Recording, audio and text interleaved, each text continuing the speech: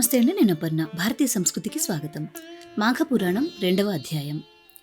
వశిష్ఠ మహర్షి మాఘమాస మహాత్మ్యాన్ని వివరిస్తూ దిలీప మహారాజు కథను ఈ విధంగా చెప్తున్నారు. దిలీపుడు అనే మహారాజు అనేక యజ్ఞాలు, యాగాలు, పుణ్యకార్యాలు చేసిన గొప్ప పుణ్యాత్ముడు. ఆయన తన రాజ్యంలో ఉన్న ప్రజలను తండ్రిలా అన్ని విధాలా చూసుకుంటూ ప్రజల క్షేమమే తన జీవిత లక్ష్యంగా భావించేవాడు. ఒకరోజు దిలీప మహారాజు వేటకు వెళ్లాలని నిర్ణయించుకున్నాడు. వేటకు అవసరమైన ఆయుధాలు, ఇతర సామాగ్రి అన్నీ సిద్ధం చేసుకుని వేట దుస్తులు ధరించి తన సైన్యంతో కలిసి అడవికి బయలుదేరాడు.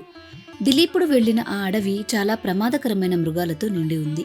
అక్కడ ఉన్న క్రూర జంతువులు దగ్గరలోని గ్రామాలపై దాడి చేసి పశువులను, మనుషులను చంపుతూ భయంకరమైన విధ్వంసం చేస్తున్నాయి. రాజు తన పరివారంతో అడవిలో మాటు వేసి ఆ మృగాలను వేటాడుతూ కొన్ని రోజులు అడవిలోనే ఉండి చాలా క్రూర జంతువులను సంహరించాడు. ఒకరోజు దిలీపుడు ఒక మృగంపై బాణం వేయగా అది తప్పించుకొని ఒక దట్టమైన అడవిలోకి ప్రవేశించింది. దాని వెంటపడి దిలీపుడు, అతని వెనక పరివారం ఆ అడవిలోకి చేరుకున్నారు. అప్పటికే వారంతా అలసిపోయి దాహంతో నీళ్ల కోసం వెతకడం మొదలుపెట్టారు. అదృష్టవశాత్తు దగ్గరలోనే ఒక సరస్సు కనిపించింది. ఆ సరస్సు తామర పువ్వులతో నిండి చాలా అందంగా ఉంది. దిలీపుడు, అతని పరివారం తృప్తిగా నీరు తాగి సరస్సు గట్టుపై కూర్చొని విశ్రాంతి తీసుకున్నారు.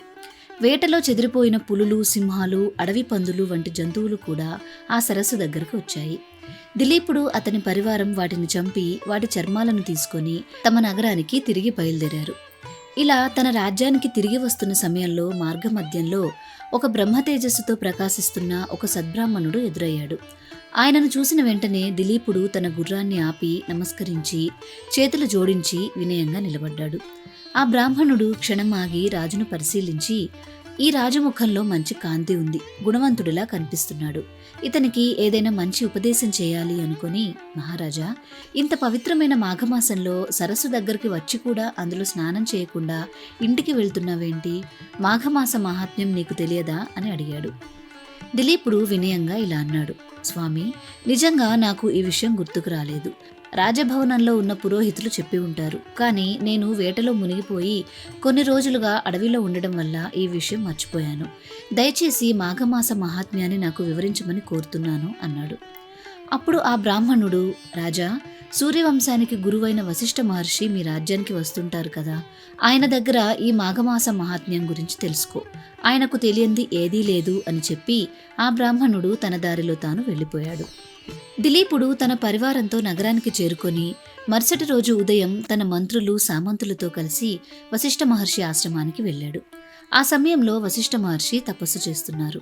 కొంతసేపటికి తపస్సు ముగించి బయటకు వచ్చి రాజును చూసి కుశల ప్రశ్నలు వేసి అతడిని గౌరవంగా కూర్చోపెట్టి, ఇంత దూరం ఎందుకు వచ్చావు అని అడిగాడు. అప్పుడు దిలీపుడు, ఋషివర్య, మీ వల్లనే నేను ఎన్నో రాజధర్మాలు, పురాణాలు, ఇతిహాసాలు తెలుసుకున్నాను. కానీ మాఘమాస మహాత్మ్యం గురించి, దానిలో పాటించాల్సిన ధర్మాల గురించి నాకు తెలియదు. అందుకే ఈ విషయాలు మీ దగ్గర తెలుసుకోవాలని వచ్చాను. దయచేసి పవిత్రమైన మాఘమాస మహాత్మ్యాన్ని నాకు వివరించండి అని కోరాడు. అప్పుడు వశిష్ఠుడు చిరునవ్వుతో, మహారాజా, నీ కోరిక చాలా మంచిది. మాఘమాస మహాత్మ్యం ప్రతి ఒక్కరూ తప్పకుండా తెలుసుకోవాల్సినది. నిజానికి మాఘమాస గొప్పతనం పూర్తిగా వర్ణించడం నాకు సాధ్యం కాదు. ఇతర నెలల్లో చేసే యజ్ఞాలు, యాగాలు కూడా ఇవ్వనంత ఫలం కేవలం మాఘమాసంలో చేసే స్నానంతో దక్కుతుంది. అంతటి శుభప్రదమైనది ఈ మాఘమాసం. ఈ మాఘమాసంలో నదీ స్నానం చేయడం వల్ల మనిషి పుణ్యాత్ముడవుతాడు.